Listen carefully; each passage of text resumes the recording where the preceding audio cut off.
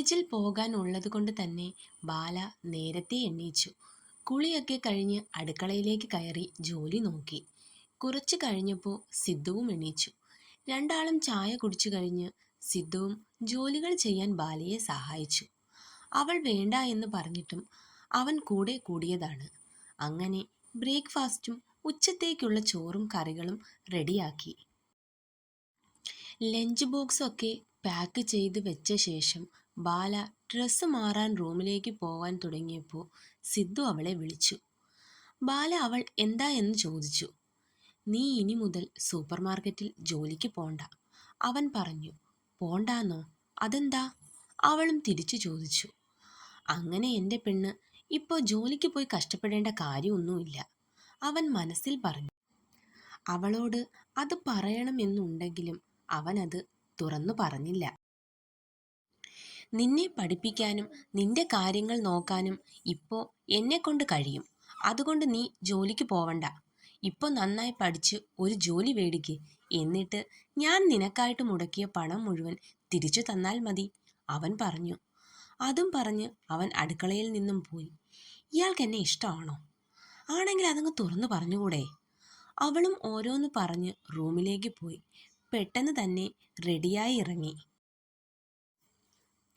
രണ്ടുപേരും ഒന്നിച്ചിരുന്നു ബ്രേക്ക്ഫാസ്റ്റ് കഴിച്ചു.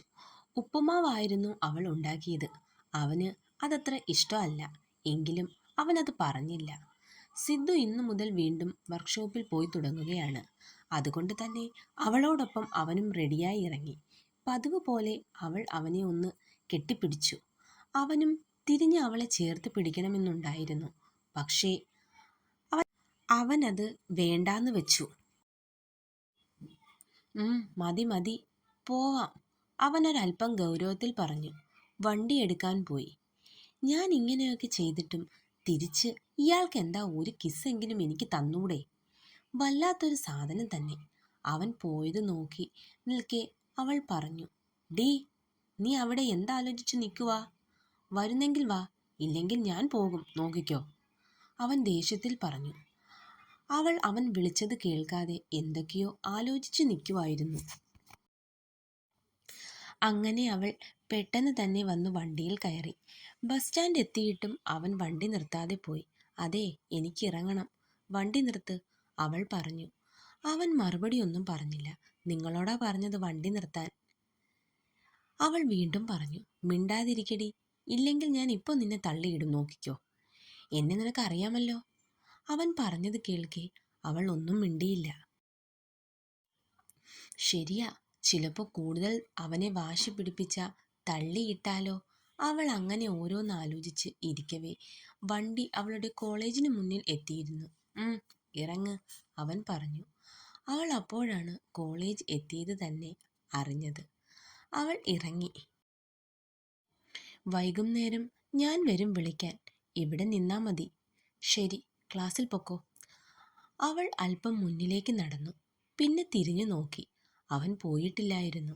അത് കാണെ അവൾ വീണ്ടും അവൻ്റെ അടുത്തേക്ക് ഓടി വന്നു. എന്താ ബാല, അവൻ ചോദിച്ചു. അവൾ അവൻ്റെ കൈ പിടിച്ച് അവൻ എന്താ എന്ന അർത്ഥത്തിൽ അവളെ നോക്കി. അപ്പോഴേക്കും അവൾ അവൻ്റെ കയ്യിൽ അവളുടെ ചുണ്ടുകൾ അടുപ്പിച്ചു. താങ്ക്സ് സിദ്ധു, എല്ലാത്തിനും. ബൈ, അവൾ അത്രയും പറഞ്ഞ് അകത്തേക്ക് നടന്നു. അവനും ഒന്ന് ചിരിച്ചുകൊണ്ട് വണ്ടി എടുത്തുകൊണ്ട് പോയി. ഒന്ന് നിൽക്ക്, എന്തായിരുന്നു അവിടെ? ബാല അകത്തേക്ക് വന്നപ്പോൾ ആവണി അവിടെ നിൽക്കുന്നുണ്ടായിരുന്നു. എന്ത്? അവിടെ ഒന്നുമില്ല, ബാല പറഞ്ഞു. മോളെ, ഞാൻ എല്ലാം കണ്ടു. എന്ത് കണ്ടു? അയ്യോ, അവൾക്കൊന്നും അറിയില്ല. എടീ, എന്നെ കൊണ്ടൊന്നും പറയിപ്പിക്കരുതേ, ആവണി പറഞ്ഞപ്പോൾ ബാല പല്ലെളിച്ച് കാണിച്ചു.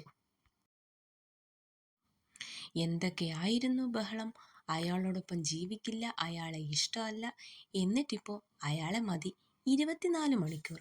പോരാത്തതിന് കിസ്സടിക്കൽ വരെ തുടങ്ങി. ഇതൊക്കെ കണ്ട് പകച്ചു പോയി നിൽക്കുന്ന ഒരു പാവം കുട്ടി ഈ ആവണി. ആവണി പറഞ്ഞു. ഓ പിന്നെ, ഒരു പാവം പൊടിക്കൊച്ചല്ലേ. അപ്പോഴേക്കും ബെല്ലടിച്ചിരുന്നു. അവർ ക്ലാസ്സിലേക്ക് പോയി. എടി, ഫസ്റ്റ് പീരീഡ് ആദി സാറല്ലേ? ശിവാനി എന്താ ലേറ്റ് ആവുന്നത്? അവൾക്ക് സാറിൻ്റെ കയ്യിൽ നിന്നും ഇന്നും കിട്ടിയാലേ മതിയാവൂ, ആവണി പറഞ്ഞു. അപ്പോഴേക്കും ആദി ക്ലാസ്സിലേക്ക് വന്നു. ആദി എത്തി ഒരു 5 മിനിറ്റ് കഴിഞ്ഞപ്പോഴേക്കും ശിവാനിയും എത്തി. സാർ, അവൾ വിളിച്ചു. ആദി അങ്ങോട്ട് നോക്കി. ആദി അവളുടെ അടുത്തേക്ക് നടന്നു. അവൾ ആകെ വിയർത്തു ഓടി വന്നതുകൊണ്ടാവണം നന്നായി കിതയ്ക്കുന്നുണ്ട്. ആദി അവളെ ഒന്ന് സൂക്ഷിച്ചു നോക്കി. വെള്ളമുണ്ടോ കയ്യിൽ? അവൻ ചോദിച്ചു. ഉണ്ട് ഉണ്ട് സാർ, അവൾ പറഞ്ഞു. എങ്കിലെടുക്ക്. അവൾ പെട്ടെന്ന് ബാഗിൽ നിന്നും ഒരു കുപ്പി വെള്ളമെടുത്ത് അവന് നേരെ നീട്ടി. കുടിക്കേ, അവൻ പറഞ്ഞു. എന്താ സാർ? അവൾ ചോദിച്ചു. നിനക്കെന്താ ചെവി കേൾക്കില്ലേ? വെള്ളം കുടിക്കാൻ. അവൾ പെട്ടെന്ന് അതിൽ നിന്നും കുറച്ച് വെള്ളം കുടിച്ചു. അകത്തേക്ക് പോ. അവൻ അത്രയും പറഞ്ഞ് വാതിൽ നിന്നും മാറി നിന്നു. അവൾ പെട്ടെന്ന് ക്ലാസ്സിലേക്ക് കയറി സീറ്റിൽ വന്നിരുന്നു. ആദ്യ ക്ലാസ് എടുക്കുമ്പോൾ ഇടയ്ക്കിടയ്ക്ക് ശിവാനിയെ നോക്കുന്നുണ്ടായിരുന്നു.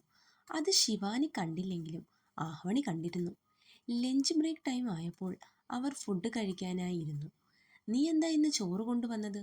ആവണി ബാലയോട് ചോദിച്ചു. സാധാരണ നീ ഉച്ചയ്ക്ക് ഇവിടെ ക്യാൻറ്റീനിൽ നിന്ന് അല്ലേ കഴിക്കുക?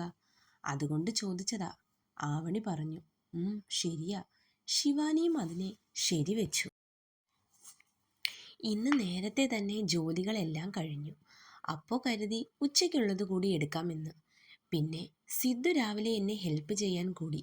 അതുകൊണ്ടാ എല്ലാം പെട്ടെന്ന് തന്നെ റെഡിയായത്, ബാല അവരോട് പറഞ്ഞു. സിദ്ധുവേട്ടൻ അടുക്കളയിൽ നിന്നെ സഹായിക്കോ? ആവണി ചോദിച്ചു. സഹായിക്കും. ഞാൻ വേണ്ടാന്ന് പറഞ്ഞാലും ആള് കേൾക്കില്ല. ശരിക്കും സിദ്ധുവേട്ടനെ പോലെ ഇത്ര വലിയ തറവാട്ടിൽ ഉള്ള ഒരാൾ ഇതുപോലെയൊക്കെ ജീവിക്കുന്നത് തന്നെ അപൂർവമാകും, ആവണി പറഞ്ഞു. ബാല രാവിലത്തെ ബ്രേക്ക് ടൈമിൽ തന്നെ സിദ്ധു ഇന്നലെ തന്നോട് സംസാരിച്ചതൊക്കെ അവരോട് പറഞ്ഞിരുന്നു. ഒപ്പം ഇനി മുതൽ ജോലിക്ക് ഇല്ലെന്നുള്ള കാര്യവും. അതൊക്കെ അവിടെ നിൽക്കട്ടെ. നീ എന്താ രാവിലെ ലേറ്റ് ആയത്?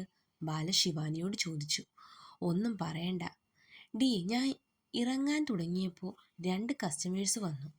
അവരെ കൂടി സെറ്റ് ചെയ്തിട്ട് ഞാൻ ഇറങ്ങിയപ്പോൾ ബസ് പോയി. പിന്നെ എൻ്റെ ഭാഗ്യത്തിന് മനുവേട്ടൻ അതുവഴി പോയി. മനുവേട്ടൻ എന്നെ കണ്ടു.